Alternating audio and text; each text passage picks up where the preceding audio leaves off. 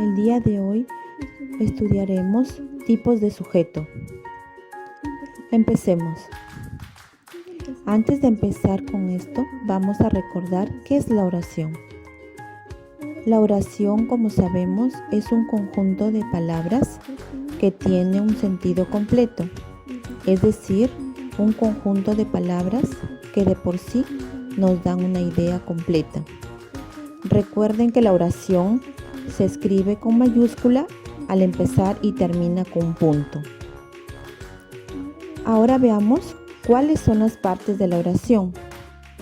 Como ya vimos antes, la oración se divide en dos partes, sujeto y predicado.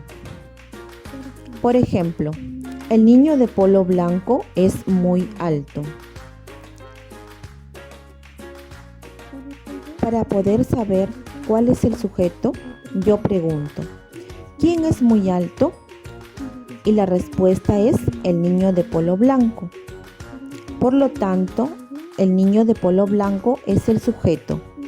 Y lo que queda es muy alto, es el predicado. Ahora, el núcleo del sujeto. ¿Qué es el núcleo del sujeto? Pues es la parte más importante del sujeto. Es la parte central, pues es de quien se habla. Exactamente. Ejemplo, la niña está jugando.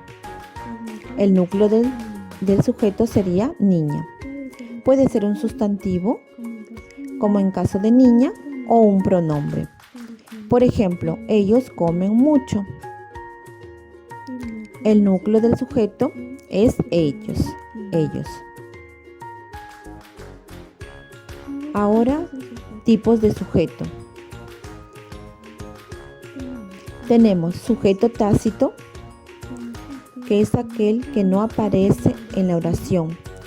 No está escrito, pero podemos sobreentenderlo. Porque en el idioma español, los verbos se conjugan por cada persona gramatical. Por lo tanto, es fácil saber de quién estamos hablando, sin que escribamos exactamente el pronombre. Por ejemplo, nadamos todos los días. ¿Quiénes nadamos todos los días? Nosotros. No está escrito, pero se sobreentiende. ¿Tienes la colección completa? ¿Quién tiene la colección completa? Tú tienes la colección completa. Salieron de compras. ¿Quiénes salieron de compras? Ellos. Entonces, en realidad sí existe un sujeto, sino que es tácito. La otra clase de sujeto es el sujeto expreso, que es aquel que aparece en la oración, que sí lo vemos escrito o lo escuchamos. Hay dos tipos de sujetos expreso.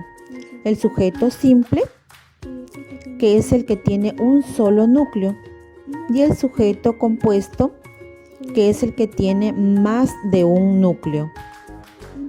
Entonces, recordemos, sujeto simple, un núcleo, y sujeto compuesto, más de un núcleo. Ahora veamos ejemplos de sujeto simple.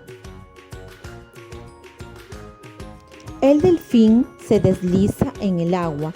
¿Quién se desliza en el agua? El delfín.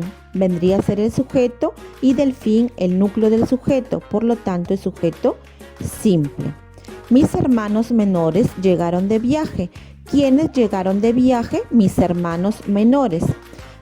Hermanos vendría a ser el núcleo del sujeto simple. Nosotros regresaremos mañana. ¿Quiénes regresaremos mañana? Nosotros, núcleo del sujeto simple. Mi casa de campo es hermosa. ¿Quién es hermosa?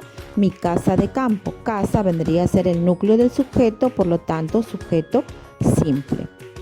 Ahora vamos a ver ejemplos de sujeto compuesto. El delfín y el tiburón se deslizan en el agua.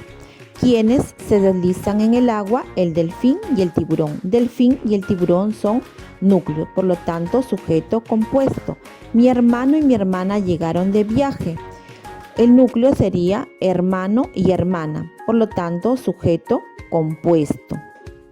Mis abuelos y tíos van al campo en vacaciones. ¿Quiénes van al campo en vacaciones? Mis abuelos y tíos. Entonces, abuelos y tíos es el núcleo del sujeto. Entonces, sería sujeto compuesto. Nos vemos en la otra clase.